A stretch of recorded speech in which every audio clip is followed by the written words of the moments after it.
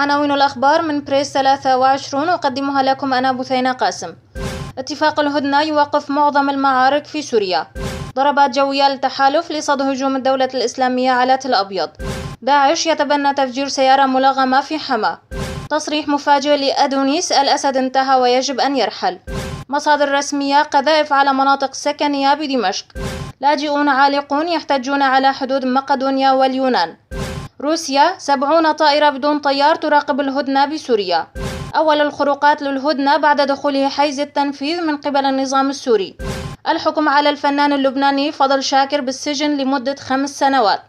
حزب العمال الكردستاني PKK تكذب حكومة الإقليم بشأن تفجير أنبوب النفط.